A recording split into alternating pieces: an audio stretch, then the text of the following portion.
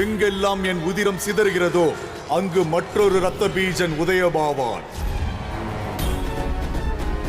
ததாஸ்து. மரணத்தின் மார்க்கத்தையும் தேர்ந்தெடு. பிரம்மதேவா, என் மரணம் எப்பொழுது நேர வேண்டும் என்றால், எப்பொழுது என் கண்கள் தீய எண்ணத்துடன் என் அன்னையை காண்கிறதோ அப்பொழுது.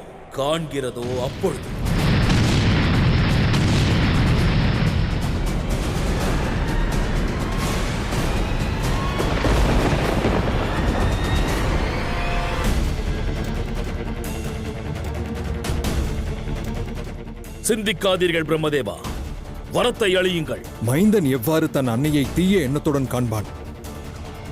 இந்த வரம் அமரத்துவத்திற்கு நிகரானது. தாங்களே கூறினீர்கள், அமரத்துவத்தை தவிர எந்த வரம் கேட்டாலும் தருவேன் என்று.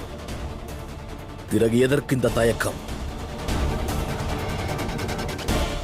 மகாதேவா, அந்தகாசுரனுக்கு இந்த வரம் கிடைத்தது என்றால் அவன் அமரனாகி விடுவான்.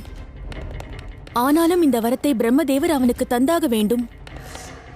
இனி என்ன நடக்கும் மகாதேவா? அவ்வாறெனில் சமுத்திரத்தை கடைந்த பொழுது அசுரர்கள் அமரத்துவத்தை விரும்பினார்கள். அவர்களது விருப்பம் இப்போது நிறைவேறும். அல்லது இந்நிகழ்வின் வாயிலாக இயற்கை இவ்வையகத்திற்கு ஓர் பாடத்தை கற்பிக்கும்.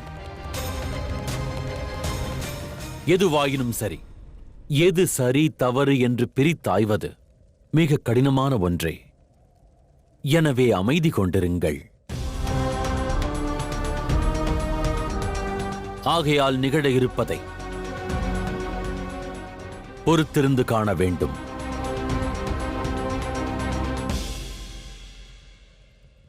ததாஸ்து, ததாஸ்து, ததாஸ்து.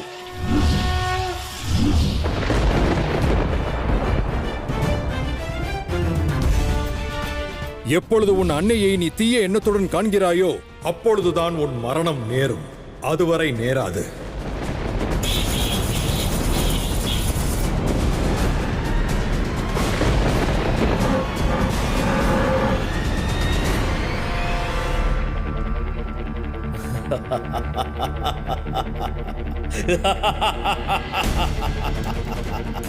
நான் அமரனானே, நான் அமரனானே.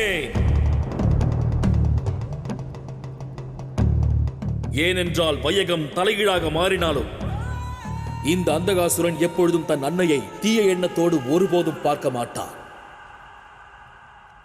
இனி நான் அமரனானேன் பிரம்மதேவா, அமரன்.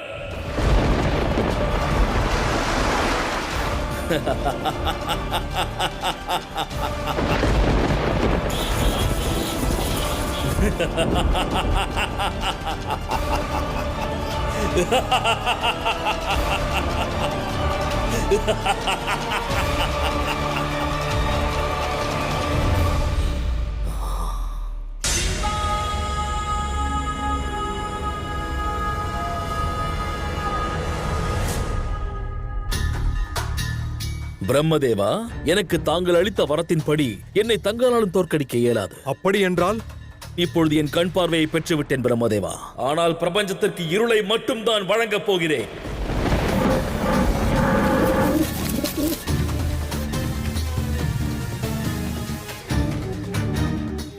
அந்த சுப செயலை இங்கிருந்தே நான் துவங்குகிறேன். பிரம்மலோகத்திலிருந்து